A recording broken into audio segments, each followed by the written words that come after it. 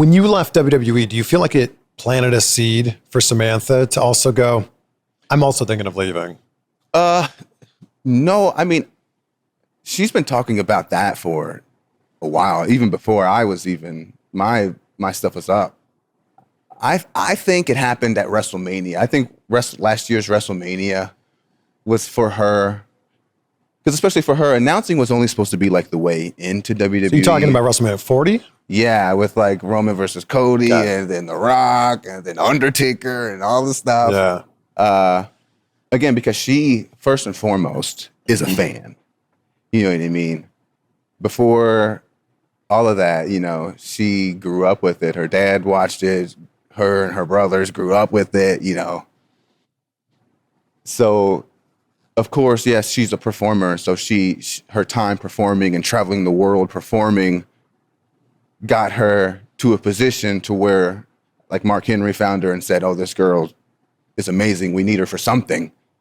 So I think, and then again, like I was telling you earlier, the pandemic happened. She used to live in Vegas and did like Cirque du Soleil, and she did like Vegas the Show, and she did, you know, stage shows. Yeah.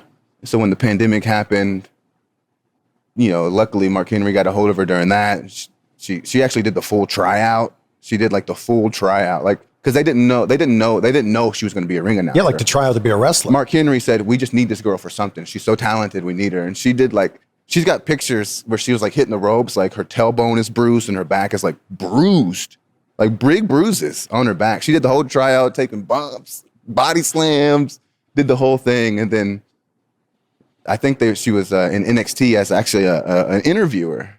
And then I think once Greg Hamilton did his thing, and she replaced him on SmackDown because she was already interviewing, but they needed somebody, and then they were like, oh, she could do it, and so they just kind of said, hey, can you do this? And she was like, yeah, sure, because she was already doing 205 Live, and she was doing things like that. But again, I think ring announcing was only supposed to be the way in. She wanted to be like a character.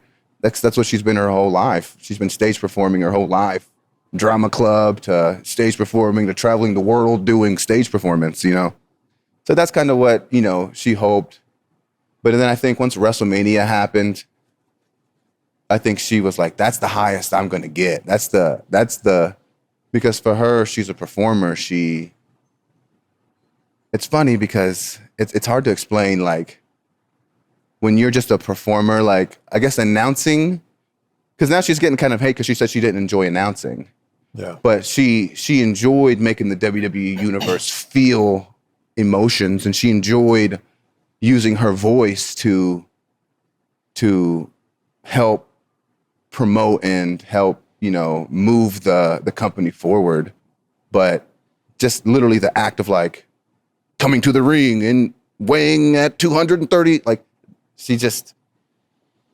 it's like, this is just my example.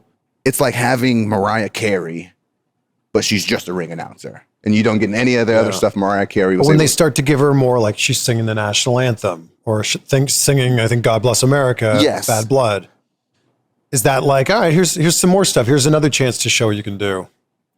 Yes, but also but she wants to be a stage performer. Like it's hard to say, and it's funny because a lot of that stuff, she was like, man, I don't even like. She's like, I'm so nervous. Like, I don't even want to do this because it's so nerve-wracking.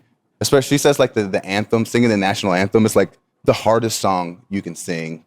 I've heard that, yeah. In our, I don't want to say, like, just the pressure, you know, singing the national anthem when you're on a pay-per-view or you're at Allegiant Stadium and all the fans are watching. Like, she's like, it's the hardest song to sing, and you got to pick your breaths properly.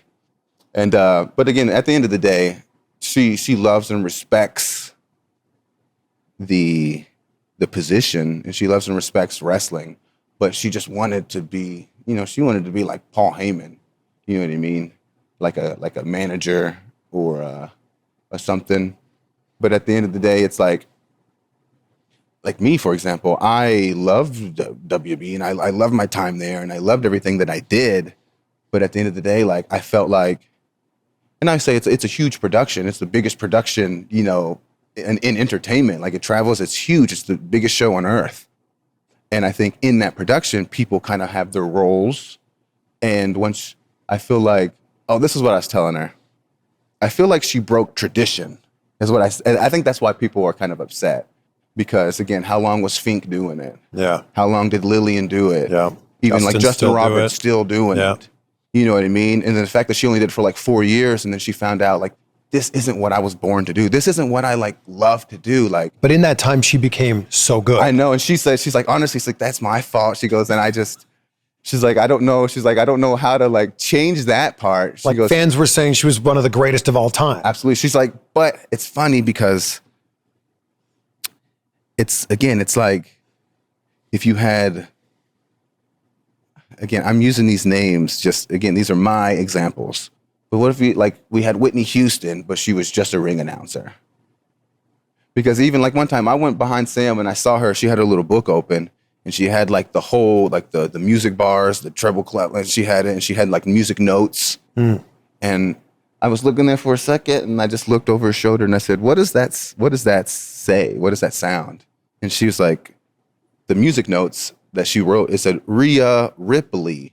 Wow. So she broke it down like that. And like, I think that's why she was making little jingles.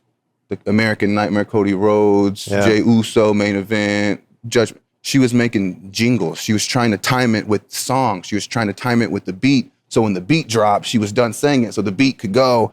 And she was really trying to tie it all together because she's an artist. She's a musician. Like, and that's what she naturally does. She's just not an announcer. So she wanted more. And it's like obviously there's no disrespect to any of that. It's like just because that's not what you were born to do and that's not what you love to do, it's like it's just crazy.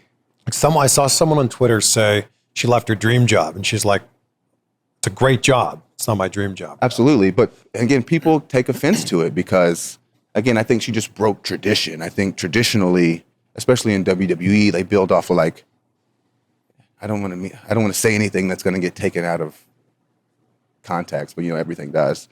They build it off like repetitiveness. They want it like, like when you find something that works. Yeah. Like if you smell what The Rock is cooking, he's going to say it every time because then the fans are going to say it. Like, why would he change it up? Yeah. You know what I mean? Why would he change that up? It works. It's working. It's going. So even when The Rock quit, everyone was so mad at him because he just stopped doing it. And to do movies, like, it's funny because I was never mad at The Rock. When he started doing Walking Tall, I was like, I guess I'm just going to watch Walking Tall. You know what? I guess I'm just going to watch. That movie's great, too. The Runaway. I'm going to watch, you know what I mean? The Rundown, yeah. The Rundown, I'm sorry. I just got excited. But so that's the way I see it. It's like she found, just like The Rock found, this is great. I love this. I have so much respect for this. I put my heart, my soul into this. I gave it literally everything that I have to make WWE better because of the love that I have for it. But at the end of the day, it's just not it's not what I was born to do. Like, and just like me, I told her, if you feel even half the way that I feel like this isn't what, I want to do. This isn't what I feel like I could be doing more as well. And that's kind of why I left. And she just feels like she could be doing more. And honestly, at the same time, maybe she doesn't want to do anything. Like at the end of the day, we got 2 kids together. We got our house. We got dogs.